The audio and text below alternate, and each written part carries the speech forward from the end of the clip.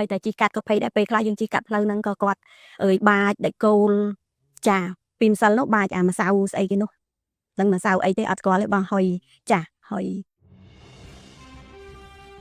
នេះជាការអះអាងរបស់អ្នកស្រីយងរ៉ែមពលរដ្ឋដែលបានរស់នៅក្នុងឃុំថ្មដាស្រុកវាលវែងខេត្តពោធិ៍សាត់តាំងពីឆ្នាំ1999ក្នុងបទសម្ភាសន៍ជាមួយអ្នកសារព័ត៌មានផ្សាយដោយកាសែតកម្ពុជាថ្មីនៅថ្ងៃទី9ខែកក្កដាឆ្នាំ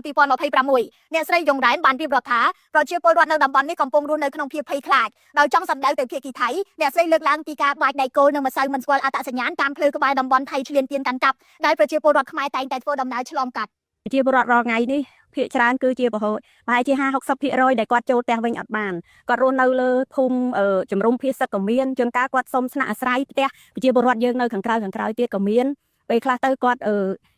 អាចជាដូចគេហៅថាគ្រួសារបលិសឬកងទ័ពគាត់បានចំណូលពីគ្រួសារកងទ័ពតិចតួចគាត់ជួលផ្ទះគេនៅក៏មានអញ្ចឹងទៅពេលមុនមកមួយខែ40,000ឥឡូវអាចនឹងធូរថយឲ្យគាត់20,000ក៏មានអញ្ចឹងទៅគាត់បដាបដួសទាំងអស់ហ្នឹងគឺរស់នៅដើម្បីថាលើទឹកដីខ្លួនឯងរស់នៅរាល់ថ្ងៃគឺជួបហានិភ័យច្រើន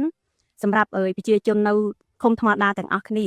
បើតាមការរៀបរាប់របស់អ្នកស្រីយងរ៉ែមចំការកៅស៊ូចំការទុរេននិងដំណាំជាច្រើនដែលធ្លាប់ជាប្រភពចំណូលសំខាន់មិនអាចចូលទៅអាស្រ័យផលបានដូចមុនទៀតទេខណៈកូនរបស់ពលរដ្ឋខ្មែរមួយចំនួនក៏រងផលប៉ះពាល់ដល់ការសិក្សាដោយសារការផ្លាស់ប្ដូរទីលំនៅនិងភាពភ័យខ្លាចពីស្ថានភាពសន្តិសុខស្រដៀងគ្នានេះដែរអ្នកស្រីព្រើលសុភួងបានរៀបរាប់តាមវិទ្យុជាតិកម្ពុជាថាគ្រួសាររបស់អ្នកស្រីកំពុងរស់នៅក្នុងជំរកបណ្ដោះអាសន្នដោយប្រក់រោងនិងចងតង់ក្បែរទូកុងតឺន័រថៃបន្ទាប់ពីមិនអាចចូលទៅកាន់ភូមិឋានរបស់ខ្លួនវិញបានអ្នកស្រីបានបញ្ជាក់ថាការរស់នៅនិងការប្រកបរបរលក់ដូរប្រចាំថ្ងៃស្ថិតក្រោមការភ័យខ្លាចជានិច្ចដោយសារសកម្មភាពផ្សេងៗរួមទាំងការបង្ហោះដ្រូននិងការយាយីរបស់ភាគីថៃដែលអ្នកស្រីអះអាងថាបានកើតឡើងជាបន្តបន្ទាប់ជុំវិញការអះអាងរបស់ប្រជាពលរដ្ឋខ្មែរពាក់ព័ន្ធទៅនឹងការបាញ់ម្សៅនិងដៃគោលសង្ស័យថាបង្កដោយភាគីថៃលោកខួយរីដាអភិបាលខេត្តពោធិ៍សាត់បានប្រាប់ News Today ថាអាជ្ញាធរបានឃើញរូបភាពបាញ់ម្សៅសតាមបណ្ដាញសង្គមពិតមែនប៉ុន្តែមិនទាន់អាចបញ្ជាក់ថាជាម្សៅប្រភេទអ្វីឬមានប្រភពមកពីណានោះទេលោកបានចាត់ឲ្យអភិបាលរងខេត្តចុះពិនិត្យទីតាំងនៅថ្ងៃនេះលោកក៏បានបញ្ជាក់ថាបច្ចុប្បន្ននៅមានប្រជាពលរដ្ឋប្រមាណ70គ្រួសារដែលមិនទាន់អាចវិលត្រឡប់ទៅលំនៅឋានរបស់ខ្លួនវិញបានតាមរបាយការណ៍របស់រដ្ឋបាលខេត្តពោធិ៍សាត់កងកម្លាំងយោធាថៃបានដាក់ទូកុងតឺន័រនិងរាយបន្លាលួសនៅតំបន់ច្រក